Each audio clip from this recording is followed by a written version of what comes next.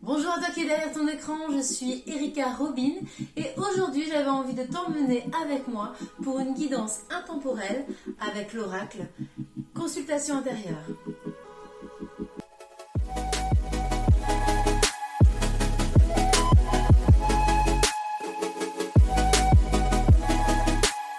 J'avais envie de vous faire un tirage avec cet oracle parce que je l'ai depuis pas longtemps et j'ai trouvé qu'il était assez pertinent par rapport aux guidances que moi j'ai reçues.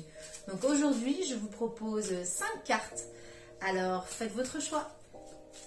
Pour me mettre dans de bonnes conditions, j'allume une bougie et un peu de sauge. Je purifie le jeu de cartes. Avant de commencer ce tirage, je vous invite à liker, à partager, à commenter pour m'indiquer la carte que vous avez reçue. C'est un exercice qui n'est pas forcément évident, même si ça a l'air très simple, mais de vous faire la lecture en face d'une vidéo sans avoir préparé ce que j'allais lire avant, ça demande mine de rien une certaine agilité au niveau articulation des mots. Et j'espère que vous ne m'en voudrez pas si parfois j'accroche un peu. Je fais au mieux. En tout cas, c'est parti pour le tirage. Vous avez fait le choix de la carte 1. Vous avez tiré la carte 39, la méditation. On y voit un symbole très connu d'une position qu'on retrouve en état méditatif. Et le mot qui est écrit sous la carte, c'est « Je m'assois, je respire et je ne fais rien d'autre que cela ». J'ai déjà été chercher la signification de ce que voulait dire la carte. Et là, nous sommes sur « La méditation n'est pas une évasion, mais une rencontre sereine avec la réalité ». C'est signé Thich Nhat Hanh. J'espère que je prononce bien. Installez-vous ici, à l'intérieur de vous, et observez maintenant ce qui s'y passe. Ressentez cet air qui entre dans vos narines, un peu plus frais à l'inspiration et qui ressort un peu plus chaud à l'expiration. Prenez ce temps pour redescendre à l'intérieur de vous-même et savourer ce moment que vous offrez ici et maintenant. Revenir dans votre centre et votre intériorité vous régénère et vous permet de clarifier votre esprit. Lorsque cela va trop vite dehors et que cela est trop intense pour vous, revenez ici, dans votre espace intérieur pour vous ressourcer. Prenez-vous le temps de méditer quelques minutes par jour. Vous pouvez en avoir besoin en ce moment et vous en sentirez instantanément tous les bénéfices. Vous n'avez pas besoin de faire cela pendant des heures durant, sauf si c'est votre souhait. Vous pouvez simplement faire des retours à soi plusieurs fois dans la journée, 30 secondes, 1 minute, 5 minutes. Plusieurs fois par jour, dès que vous en ressentez le besoin. Soyez présent à l'instant et mettez à distance les distractions et les pensées de l'esprit qui peuvent se faire bruyantes. Ressentez votre vie, vous traversez lorsque vous respirez. Ressentez cette vie, vous traversez lorsque vous respirez. Pardon, je trouvais que c'était mal dit. Ressentez combien dans cet espace tout va bien. Retrouvez votre intériorité. C'est déployer votre sentiment de sécurité intérieure, votre compassion, votre amour, votre gratitude. Soyez présent à vous-même dès que cela est possible. Qu'est-ce qui vous en empêche ? Les mots-clés de cette carte sont méditation, présence, conscience, unité, régénération. Je m'assieds, je respire et je ne fais rien d'autre que cela. Avant de commencer ce tirage, je vous invite à liker, à partager, à commenter pour m'indiquer la carte que vous avez reçue. C'est un exercice qui n'est pas forcément évident, même si ça a l'air très simple, mais de vous faire la lecture en face d'une vidéo sans avoir préparé ce que j'allais lire avant, ça demande mine de rien une certaine agilité au niveau articulation des mots. Et j'espère que vous ne m'en voudrez pas si parfois j'accroche un peu. Je fais au mieux. En tout cas, c'est parti pour le tirage. Si vous avez choisi la carte numéro 2, vous avez tiré le 1, l'inconscient collectif. Lorsque je deviens nous, nous devient un, comme une seule humanité. C'est joli. En tout cas, c'est inspirant. Excusez-moi, je vous ai dit carte 1, mais c'est carte 4. Ce matin, je ne suis pas réveillée. Alors, la carte 4. L'humanité souffre d'une immense carence introspective. Signé Carl Gustav Jung. Vous pensez avoir le plein pouvoir de votre existence, mais énormément de choses s'agitent en arrière-plan, la plupart du temps de façon inconsciente. S'il y a un espace où votre inconscient est personnel, il existe aussi un espace beaucoup plus grand, beaucoup plus vaste, qui vit en vous et qui agit sur vous. C'est ce que Carl Gustav Jung appelle l'inconscient collectif. Des valeurs profondes à l'humanité tout entière vous habitent et des archétypes vous dessinent, comme un bagage psychique commun à toute l'humanité. Quel est l'archétype qui se manifeste le plus en vous en ce moment? L'animus ou l'homme, l'anima ou la femme, la persona ou le masque social, la mère, le sage, l'ombre. Comment votre culture, votre éducation, le fait d'être une femme ou un homme, d'être une mère ou un père, influence-t-il votre vie aujourd'hui? Êtes-vous aligné avec vos valeurs personnelles ou alors sous l'influence de cet inconscient collectif? Nous le sommes tous plus ou moins. N'hésitez pas à remettre en question vos idées préconçues, les images toutes construites que vous vous êtes faites à propos des autres, à propos de vous-même, à propos du monde ou de ce qu'est la finitude d'une vie réussie. Vous avez le droit de transcender cela pour incarner le véritable soi qui vous habite. Traversez ces archétypes de l'inconscient collectif, non pas pour rester figé dedans, mais pour le dépasser en les expérimentant et en tirant tous les enseignements qu'ils ont à vous offrir. Vous n'êtes pas seul dans cet espace-là. C'est la psyché de l'humanité tout entière que vous touchez du doigt. Plongez dedans. N'ayez pas peur d'avoir un esprit critique, de vous poser des questions sur tout et tout le temps. Vous êtes le rouage d'une grande machine et votre rôle est important pour l'évolution du groupe en entier. Les mots-clés sont collectif, groupe, humanité, union, ensemble. Lorsque je deviens nous, nous deviens un, comme une seule humanité. Avant de commencer ce tirage, je vous invite à liker, à partager, à commenter pour m'indiquer la carte que vous avez reçue. C'est un exercice qui n'est pas forcément évident, même si ça a l'air très simple, mais de vous faire la lecture en face d'une vidéo sans avoir préparé ce que j'allais lire avant, ça demande mine de rien une certaine agilité au niveau articulation des mots. Et j'espère que vous ne m'en voudrez pas si parfois j'accroche un peu. Je fais au mieux. En tout cas, c'est parti pour le tirage. Vous avez choisi la carte 3. Vous êtes tombé sur le 21, schéma répétitif. Je soigne mes blessures pour me libérer des schémas inconscients. C'est rigolo parce que c'est la carte que j'ai tirée ce matin. Voilà. Alors, qu'est-ce qu'elle veut dire cette carte? Eh bien, je vais vous lire ce que moi j'ai découvert tout à l'heure. Donc, ceux qui n'apprennent rien des faits désagréables de leur vie forcent la conscience cosmique à les reproduire autant de fois que nécessaire pour apprendre ce qu'enseigne le drame de ce qui est arrivé. Carl Gustav Jung.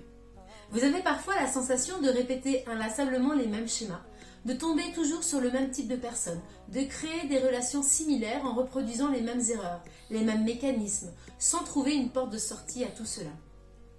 Si ces schémas se répètent dans votre vie, ils vous enseignent quelque chose dont vous ne tirez pas la leçon, si bien que la vie vous confronte en permanence aux mêmes situations. Dans quelle sphère de votre vie les schémas répétitifs se manifestent-ils? Que viennent-ils vous apprendre sur vous? Lorsque des schémas relationnels se répètent, il y a fort à parier qu'ils viennent faire écho à une blessure qui vit à l'intérieur de vous et qui cherche à être compensée. Cela fonctionne un temps, puis la blessure vous rattrape. Cela finit par se détériorer pour recommencer dans une autre relation. Ces schémas répétitifs vous invitent inéluctablement à regarder en vous ce qui ne fonctionne pas. Quelle blessure cherche son pansement? Cela est souvent plus facile de rejeter la faute sur les autres plutôt que d'oser se remettre en question soi. C'est pourtant très sage et salvateur de toujours ramener son regard intérieur vers soi pour évoluer, pour changer, pour devenir l'être conscient que l'on a toujours été. Un certain Albert Einstein a dit « La folie, c'est de se comporter de la même manière et de s'attendre à un résultat différent. Si vous ne changez pas, les schémas répétitifs continueront jusqu'à ce que vous en appreniez les leçons et changiez quelque chose. » Les mots-clés, schéma répétitif, blessure, compensation, changement, relation. Je soigne mes blessures pour me libérer de mes schémas inconscients. Je vous laisse méditer là-dessus.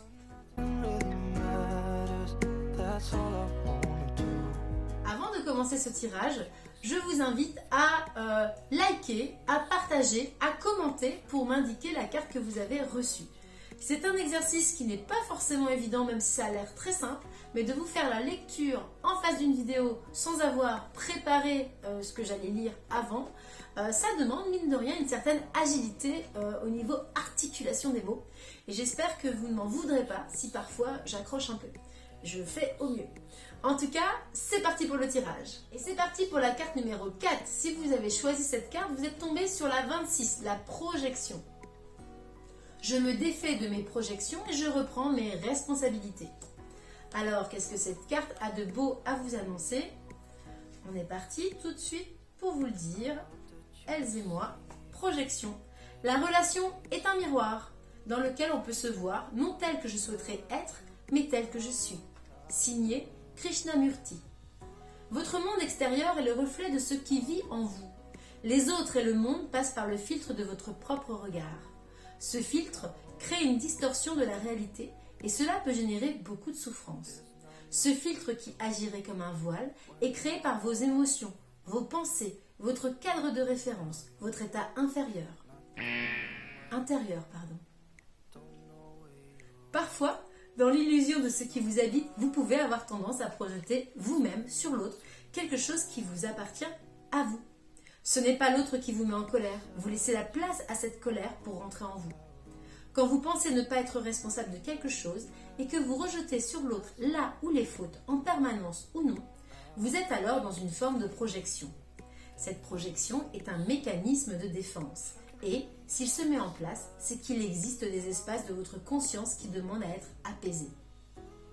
Il est fort probable que vous ne vous rendiez pas compte de ce comportement car celui-ci est souvent inconscient. Vous ne pouvez voir seulement ce que vous êtes à voir. Cela fonctionne ainsi pour tout, pas seulement pour les projections. Posez-vous cette question. Qu'est-ce que je projette sur l'autre dans ma vie? Un comportement? Une réaction? Une émotion refoulée? Quand vous avez l'impression que l'autre est toujours de telle ou de telle manière, demandez-vous si cette façon d'être n'existe pas en vous et si celle-ci ne crée pas une tension interne, justement. Osez-vous regarder sincèrement, sans filtre, sans honte, car chaque être humain fonctionne en projection. Le tout est que cela ne devienne pas envahissant. L'illustration de cette carte a été inspirée par le test de Rochra, qui vise à évaluer la personnalité et l'aspect psychologique d'une personne en utilisant justement la projection. Que voyez-vous en elle? Ce que vous y verrez en dira long sur votre personnalité. Mots-clés: projection, relation, responsabilité, déni, objectivité. Je me défais de mes projections et reprends mes responsabilités. Une carte fort intéressante, je ne doute pas que vous allez méditer dessus. Avant de commencer ce tirage, je vous invite à liker, à partager, à commenter pour m'indiquer la carte que vous avez reçue. C'est un exercice qui n'est pas forcément évident, même si ça a l'air très simple, mais de vous faire la lecture en face d'une vidéo sans avoir préparé ce que j'allais lire avant, ça demande mine de rien une certaine agilité au niveau articulation des mots. Et j'espère que vous ne m'en voudrez pas si parfois j'accroche un peu. Je fais au mieux. En tout cas, c'est parti pour le tirage. C'est parti pour la carte numéro 5. Si vous avez choisi celle-ci, vous êtes tombé sur la jolie carte des ressources, la numéro 37. Je sais que j'ai toutes les qualités en moi pour rayonner. Alors, qu'est-ce qu'elle va nous apprendre encore plus sur vous-même, cette carte? Hop. Il y a une force intérieure dans chaque être humain qui, une fois libérée, permet de transformer chaque rêve, vision, en désir et en réalité. Signé Anthony Robbins. Tout est en vous. Que vous le voyez ou non, que vous en ayez conscience ou non, tout est en vous. Confiance en soi, force, détermination, résilience, foi, puissance, calme, sérénité, énergie. Toutes ces ressources résident dans vos profondeurs et elles ne demandent qu'à être activées. Vous n'avez pas besoin de l'autre pour vous permettre d'y accéder. Vous avez juste besoin de puiser cela en vous-même. Vos ressources sont là depuis toujours, depuis que vous êtes enfant. Certaines ont été abîmées et mises au placard par les expériences de la vie et les fausses croyances que votre mental en a tirées. La confiance en soi est une chose qui ne s'attrape pas à l'extérieur, mais qui vient bien de l'intérieur de notre être. Que l'on ait reçu ou non de l'amour et de la sécurité de nos parents, nous avons tous la possibilité de développer cette confiance. Vous n'avez pas à être fataliste devant un manque de ressources dans le présent. Cela ne sera pas toujours comme cela, comme vous pouvez le croire parfois. Vous avez le pouvoir de changer, d'accepter ces qualités intrinsèques qui vous habitent. Ces ressources ont besoin d'être nourries, choyées et développées. Osez les faire grandir avec les expériences de vie positives que vous vivez. Si l'expérience n'est pas une fin, il peut être un moyen d'amplifier ces ressources lorsque vous êtes content et fier de vous, lorsque vous réussissez quelque chose, lorsque vous prenez le temps de ressentir cela dans votre quotidien. Vous avez tout en vous. Vous n'avez plus qu'à aller le chercher. Les mots-clés de cette carte sont ressources, confiance en soi, force, courage, détermination. Je sais que j'ai toutes les qualités en moi pour rayonner. Voilà, c'est fini pour aujourd'hui. C'était le tirage intemporel avec consultation intérieure. Voilà, c'est aux éditions Jouvence. Et c'est un oracle de Amandine Isaverdens. Voilà, au plaisir et à très bientôt dans une autre vidéo.